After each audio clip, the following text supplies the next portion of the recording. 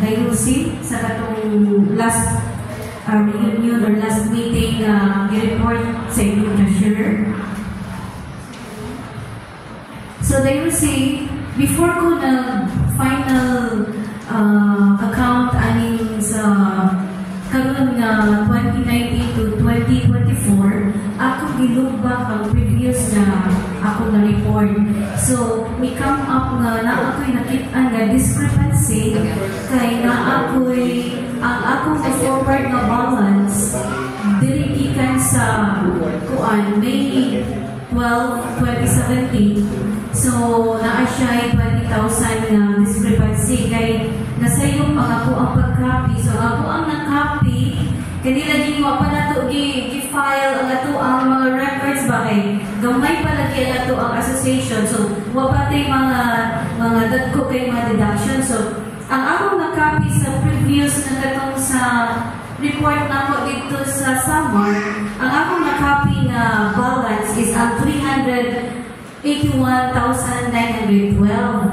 Pag kuan na nako, pag check na nako diri sa 2017, ang akong nabutang, ang atong net atong time is 262,212. So dili nako wali nako gi-look back, so makatapad gyud by the bill.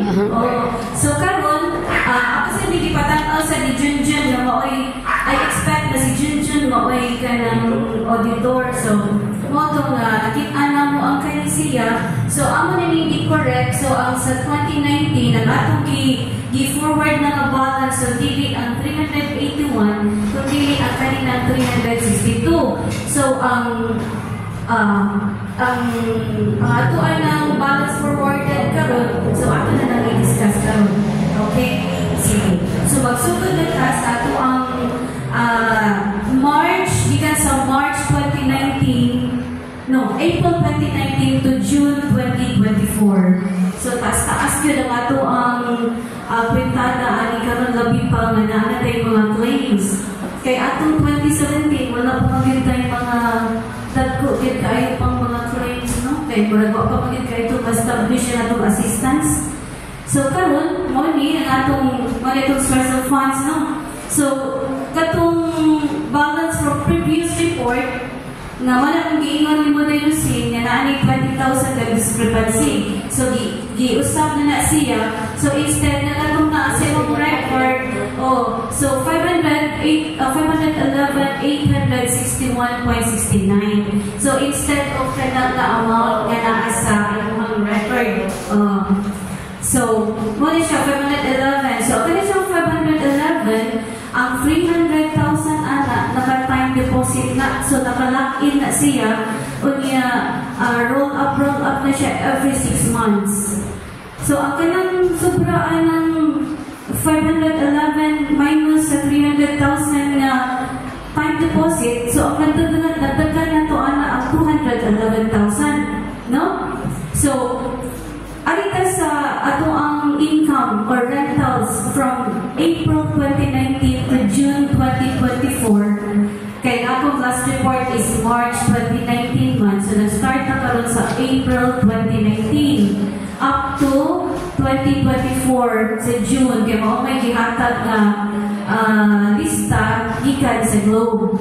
So for your information, ang ato yung monthly nga rental sa taga Globe, ang pinakataas karon nila nga gihatag is 10,859.30. Dili gid siya ingon nga dako gyud kayo, dili 100,000. 10,000 na yun na monthly niya ni 859. So kaya siya from 2019 to December, April 19 to June 2024, kita mo same ra gyapon ang iyang Mary.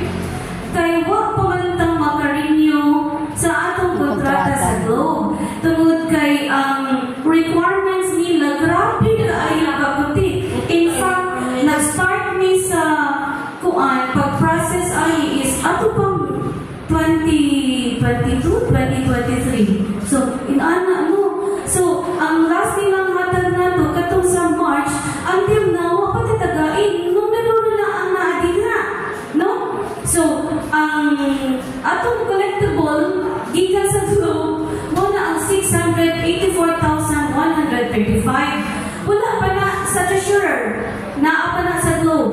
kay hatag na nila ang kanila kantidad kung makakomply na ta, makarenew na ta sa ato ang contract. Oh, so for your information, ang kwarta na naghatag og assistance sa atong naay claims nagpuli-puli ning Padre Ana og hatag. So kami sa among kwarta mo ay gigamit. Kaya wala pa man ni materialize kani nga kantidad kaning 684. So kami po sa Padre yun niya kanang naaga ni mga charges kay di ba Father, ang uso naman karon is bank transfer, cash in ka sa bank. Niya dayon imong i-send sa GCash sa katong na relative sa nauyamon.